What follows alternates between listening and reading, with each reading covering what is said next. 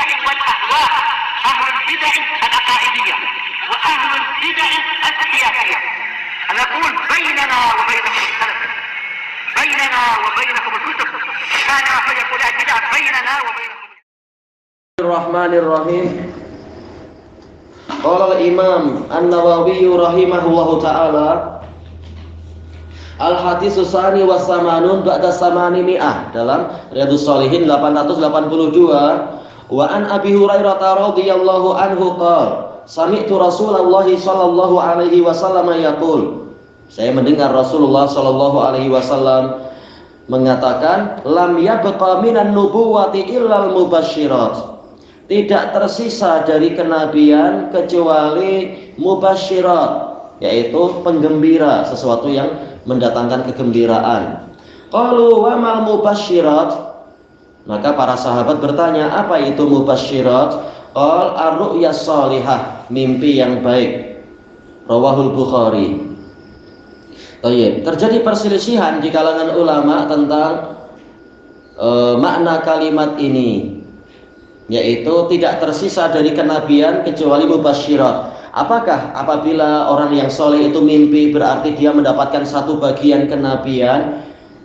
Kebanyakan ulama mengatakan tidak demikian. Bukan berarti kalau dia mimpi berarti dia mendapatkan sebagian kenabian, tetapi maksudnya adalah alamun min a'lamin nubuwah, yaitu alamat-alamat atau ilmu-ilmu kenabian.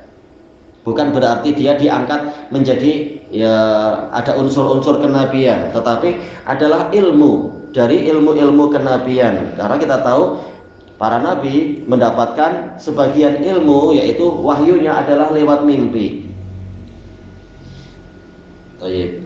Intinya apa? Bahwasanya ini kabar gembira, bahwasanya Allah Subhanahu wa taala sekalipun dia telah menghentikan wahyu kenabian karena wafatnya nabi dan rasul terakhir, tetapi masih menyisakan isyarat-isyarat ilahiyah untuk orang-orang yang soleh. Dan inilah yang dikatakan sebagai mubasysyirat itu, adanya taufik, adanya peringatan, adanya kegembiraan. Makanya tatkala ditanyakan oleh para sahabat, wa mal mubasysyirat, apa itu mubasysyirat? Maka Nabi mengatakan ar-ru'yas shalihah, mimpi yang baik. Dijelaskan oleh Al-Allamah Ibnu Battah rahimahullah di dalam Syarah Sahih Bukhari, ini adalah kharaja makhrajal ghalib, yaitu polanya adalah pola keumuman. Biasanya itu adalah berupa kabar gembira, isyarat-isyarat Anda akan memiliki anak. Misalkan seseorang mimpi apa itu? Sering ke kamar mandi, mimpi sering berak, mimpi sering kencing. Ini kabar gembira, dia akan memiliki anak. Demikian pula misalkan mimpi memiliki burung merpati, ya, ada kabar gembira, dia akan memiliki anak atau memiliki mendapatkan harta yang baik. Atau yang sering di kalangan kita apa itu? Mimpi makan ikan. Berarti memang apa? Akan dapat rezeki biasanya. Kalau ikannya berduri, berarti ada gangguan sedikit. Kalau ikannya itu malah sempat menggigit kita, berarti perlu modal sedikit, keluar modal sedikit, nanti dapat rezeki lebih banyak. Ini contoh kegembiraan. Walaupun terkadang mimpinya itu mengerikan. Seperti apa? Mimpi menzinai ibunya sendiri, mengerikan. Tapi ternyata takwilnya adalah nanti dapat rezeki yang banyak. Memang aneh itu.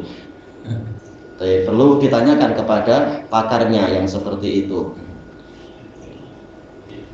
Macam mimpi ini dia belajar, memang dia ada kitab ke? Ya, ada kitab-kitab. Para masyayikh Yaman menulis kitab-kitab tentang itu. Bahkan ulama-ulama terdahulu pun memberikan kan buku-buku tentang masalah itu. Cuma prakteknya itu memang harus ke pakarnya. Tapi untuk sekedar wawasan, biasanya begini, biasanya begini, nah itu tidak masalah untuk mengetahui itu. Tapi untuk memastikan apakah kali ini adalah ini, itu kembali ke pakarnya yang setelah belajar kemudian mendapatkan taufik, mendapatkan mauhibah, kurnia dari Allah Ta'ala, sehingga tahu takwilnya ini dan ini. Seperti yang disebutkan oleh Imam Ibnul Qayyim rahimahullah di dalam Zadul Ma'ad. Beliau punya seorang guru yang memang pakar dalam takwil mimpi. Pernah ada seseorang Yaitu apa? Dia datang dan dia bermimpi dia masuk ke yaitu apa? Dia memiliki apa namanya itu? Gelang kaki. Tahu-tahu ada orang yang menarik gelang kaki dia. Maka dia mengatakan khal-khali. Yaitu khal-khal artinya adalah gelang kaki. Ditanyakan apa? Kemudian dan saya berjaya untuk menyelamatkan gelang kaki saya. Maka si pakar takwil mimpi ini mengatakan, engkau namanya Abdul Qawi kan? Betul. Abdul Qawi atau Abdul Qahir. Bagaimana Anda tahu? Ya karena engkau berjaya. Saya mendapatkan firasat namamu Abdul Qawi atau Abdul Qahir. Memang betul. Terus engkau itu kan Pak Cikmu sedang ada masalah di mahkamah. Oh betul, memang betul. Dari mana Anda tahu? Yaitu gelang kaki, khali. Ini ditakwilkan apa? Yaitu lepaskan Pak Cik saya. Khali kan Pak Cik saya. Nah, Pak Cikmu sedang ada masalah dan engkau nanti membantu dia dan engkau menang. Ini jelas apa? Kepakaran tingkat tinggi yang seperti itu.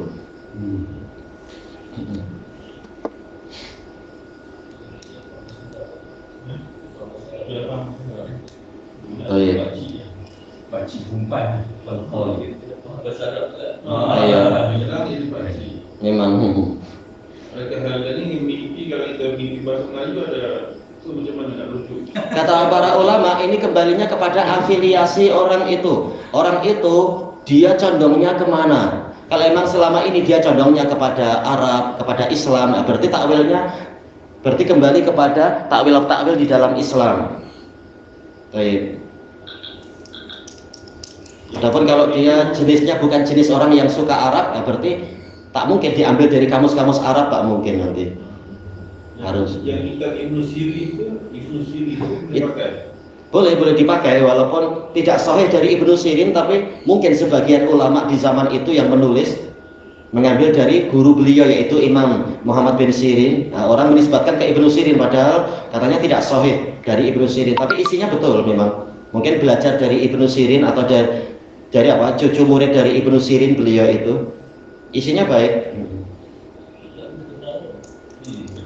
Iya memang. Nah, Ibnu Sirin disebutkan di dalam Syiar Alamin Nubala, beliau pernah mimpi jumpa Nabi Yusuf. Kemudian apa? Nabi Yusuf membuka mulutnya dan tahu-tahu Ibnu Sirin masuk ke mulutnya itu. Nah, beliau bangun, kemudian beliau tanya kepada pakar takwil mimpi, apa artinya ini? Ya, kemudian takwil ini mengatakan apa? Anda diberi kepakaran seperti kepakarannya Nabi Yusuf menakwilkan mimpi. Ternyata betul kan, Ibnu Sirin memang pakar takwil mimpi. Dan disebutkan contoh banyak sekali di situ. Ada orang mengatakan apa? Saya mimpi saya mengumandangkan azan. Apa artinya?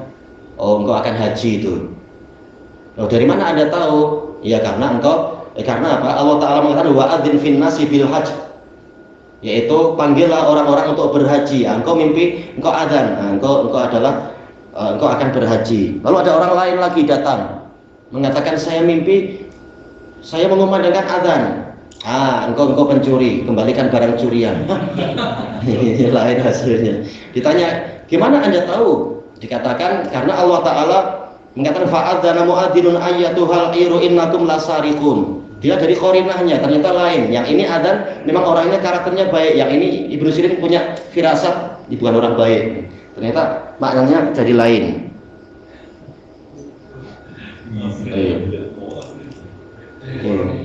Iya, harus lihat karakter orangnya. Makanya Ibnu Qayyim pun menyebutkan itu di dalam Ilamul Muwaqqi'in, yaitu takwil mimpi itu dasarnya adalah dari lafaz-lafaz hadis dan Quran, dan perlu lihat keadaan orangnya itu, situasi orangnya bagaimana. Allahul musta'an.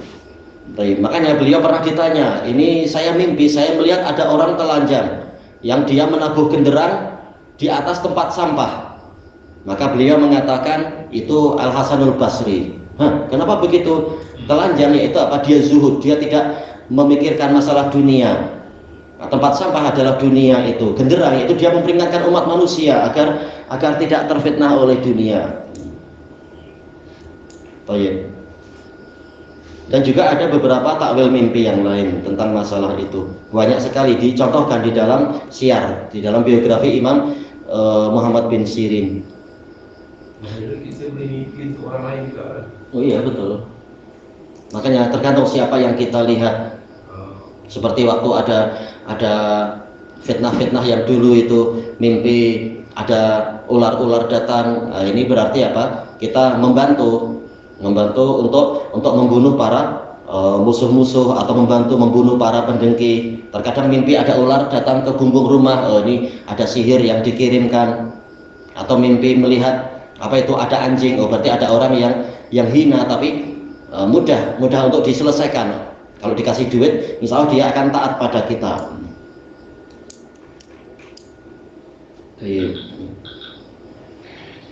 Kemudian disebutkan oleh Ibnu Battah rahimahullahu taala bahwasanya seringkali mimpi orang soleh itu adalah untuk menggembirakan dia, memberikan kabar gembira. Tetapi kata beliau terkadang juga berupa peringatan yang datang dari Allah sebagai rahmat dan kelembutan dari Allah agar dia bersiap-siap akan datangnya musibah-musibah itu. Seperti yang ditanyakan kepada Syekhuna Abu Rabi berkali-kali pada sepanjang setahun ini, yang kemudian beliau mengatakan, oh ini kaum muslimin siap-siap di Hawaii mau ada kebakaran. Ternyata betul peristiwa kebakaran. Terus beliau juga mengatakan sebentar lagi akan ada bencana besar di Yaman Selatan. Ternyata betul kemarin yang angin puting beliung dan sebagainya itu. Untuk muslimin bersiap-siap. Juga yang kemarin ditanyakan, tahu-tahu beliau mengatakan ini sebentar lagi penduduk Jepun akan mengalami bencana virus dan nanti pemerintah akan membuat lockdown dan membuat program yang menyusahkan rakyatnya. Terus ditanyakan lagi panjang, anak-anak sering baca tiap hari tentang takwil mimpi yang beliau tampilkan surat-surat itu. Kemudian ditanyakan, cuma anak lupa kemarin apa gambaran mimpinya itu. Beliau mengatakan sebentar lagi kaum muslimin akan mengalami musibah virus juga. Dan pemerintah akan menerapkan hukum-hukum yang menyusahkan. Semoga Allah melindungi muslimin dari perkara ini. Disuruh siap-siap. Ya, yang buat virus juga penjahat-penjahat itu juga. Allahul musta'an. Iya, pemerintah muslimin dipaksa harus ikut program ini itu. Na'udzubillah, buat susah. Tujuannya adalah untuk mempersiapkan jiwa sebelum datangnya bencana tadi. Memang segalanya ujian. Intinya adalah bahwasanya mimpi itu kalau memang betul dari Allah, maka itu adalah sebagai bentuk kelembutan Allah kepada orang-orang soleh agar mereka bergembira dan tidak bersedih hati atas musibah-musibah yang datang, atau agar mereka bersiap-siap atas ujian yang datang berikutnya. Makanya dalam hadis yang lain nanti disebutkan nggak di sini, yaitu apa? Idza taqarraba zaman la takak ru'yal mu'min an tukhti. Hadisnya sahih kan itu. Apabila zaman itu, oh ini ada nanti ya setelahnya. Sudah kita lanjutkan aja, kita baca di sini. Taib al hadisus salis wa samanun ba'da samani mi'ah 883. Wa anhu, yaitu Abi Hurairah radhiyallahu an. Anna Nabiyya sallallahu alaihi wasallam qala, bahwasanya Nabi Shallallahu Alaihi Wasallam mengatakan, idza qataraba zaman lam takat ru'yal mu'min takdzib. Apabila zaman itu berdekatan, masa berdekatan, maka hampir-hampir mimpi orang mukmin itu tidak berdusta. Wa ru'yal mu'min juz'un min sittatin wa arba'ina juz'an minan nubuwah. Mimpi seorang mukmin itu adalah satu bagian dari 46 bagian dari kenabian. Muttafaqun alaih. Wa fi riwayah asdaqukum ru'ya asdaqukum hadisa. Orang yang paling jujur mimpinya di antara kalian adalah orang yang paling jujur di antara kalian pembicaraannya. Yaitu semakin orangnya jujur dalam kehidupan sehari-hari, maka yang dia lihat di alam mimpi juga semakin jelas, tidak membingungkan, tidak berupa kedustaan dan semacam itu. Asal hadis muttafaqun alaih, tetapi yang ziyadahnya ini adalah tambahan dari riwayat Imam Muslim. Dijelaskan oleh para pensyarah makna masa yang berdekatan, yaitu menjelang hari kiamat. Memang masa berdekatan kan, sepertinya belum lama kita di hari Jumat, tahu-tahu besok sudah Jumat lagi dan seterusnya itu. Belum lama kita keluar dari Ramadan, tahu-tahu Ramadan sudah tinggal beberapa puluh hari lagi. Allahul musta'an. Baik. Ya jelas kita gembira, tapi dari sisi yang lain yaitu perlu persiapan-persiapan dan sebagainya. Kemudian apa hikmahnya sehingga mimpi orang mukmin itu justru semakin benar dan sebagainya? Dijelaskan oleh para pensyarah bahwasanya menjelang hari kiamat kerusakan semakin banyak, kekacauan semakin membesar, dan pendustaan terhadap orang yang benar itu semakin banyak. Orang semakin terasing agamanya, orang yang setia dengan kebenaran semakin terasing, terpulaukan, malah diboikot, malah dianggap sebagai orang yang tersesat dan keliru dan seterusnya. Maka Allah menghibur mereka melalui alam gaibnya, yaitu mendapatkan hiburan melalui mimpi-mimpi yang benar, mimpi-mimpi yang baik, mendapatkan dukungan lewat alam mimpi dan seterusnya. Ini adalah hiburan untuk menguatkan jiwa orang mukmin yang setia dengan agama Allah Ta'ala, mendapatkan mimpi-mimpi yang baik, merasakan dan memahami dirinya tidak dibiarkan sendirian oleh Allah. Dia akan selalu dibimbing dan ditolong dan dihibur oleh Allah Ta'ala dari balik alam gaibnya. Walaupun tidak sampai menjadi nabi, jauh sekali. Makanya di sini beliau mengatakan, Rasulullah mengatakan mimpi seorang mukmin itu satu bagian dari 46 bagian kenabian. Tidak seperti yang dipahami oleh sufi. Berarti apa? Oh, saya boleh jadi seperti nabi, mendapatkan wahyu. Sehingga kalau ada mimpi, yaitu zikirlah begini-begini. Padahal tak ada hadisnya. Oh, ini boleh, tak apa. Karena ini langsung hadatsani qalbi an rabbi katanya. Bukan lewat Jibril, tapi langsung hati saya dapat dari Allah. Tidak seperti itu. Karena kalaupun mimpi itu benar, dia hanya bagian yang sangat kecil. Ya, 1/46 itu seberapa? Kecil sekali 1/46. Tapi maka tidak boleh menyombongkan diri, menjadi posisinya bagaikan nabi, membuat syariat sendiri, membuat wirid-wirid sendiri, ya rahmukallah dan seterusnya. Ini hanya 1/46, sedikit sekali itu. Tetapi dari sisi yang lain ini adalah kabar gembira. Ini adalah tetap ada uluran hikmah dari Allah Ta'ala. Tidak dibiarkan dia itu diganggu oleh setan, tapi bahkan ini adalah bagian dari ilmunya Allah Ta'ala. Allah memberikan pengetahuan kepada orang itu, atau hikmah, atau apa istilahnya itu, ilham dan sebagainya. Ini sesuai dengan kejernihan akidah dan jiwa dia. Semakin pendusta, ya, semakin tidak jelas mimpi dia, tapi semakin jujur, ya, semakin jelas mimpi dia itu. Tayyib ilahuna wallahu a'lam. Ya. Jelas sebenarnya kita nampak mimpi itu real ke atau? Iya jelas. Kan terkadang apa? Sebenarnya ada satu masalah yang Allah ingin ceritakan, tetapi terkadang apa? Tercampur dengan lingkungan-lingkungan yang lain yang tidak terkait. Seperti terkadang kita tanyakan kepada ulama, ini ada orang mimpi begini-begini, ternyata yang lain-lain tidak dibahas. Intinya ini yang sebenarnya. Nah, yang terkadang karena samar-samar orang tak tahu intinya di situ, bukan intinya adalah cerita yang lain-lain tadi. Demikian itu ada satu mesin itu jelas. Boleh jadi. Yang jelas itu yang itu. Iya. Yang Cuma karena kita bukan pakarnya, kita tak tahu mana intinya. Nah, perlu ditanyakan ke pakarnya itu. Seperti misalkan dulu pernah mimpi waktu di Damaj itu apa? Ada angin pusing, tapi bentuknya bentuk wanita. Tahu-tahu dikejar kereta polis. Ya, ini tak ada gunanya, ini tak perlu dianggap. Tapi ini yang penting, yaitu fitnah yang sangat besar itu. Iya, campuran ini kita bukan orang maksum, campuran ini yang tak perlu dianggap. Nah, itu biasanya pakarnya tahu, bukan kereta polis yang penting, tapi yang ininya tadi. Iya. Seperti misalkan mimpi ada orang memberi kita susu. Orangnya tak perlu dipikirkan, tapi yang penting susunya, yaitu apa? Kita mendapatkan ilmu yang bermanfaat dan seterusnya. Jazakumullah khairan. Wallahu a'lam.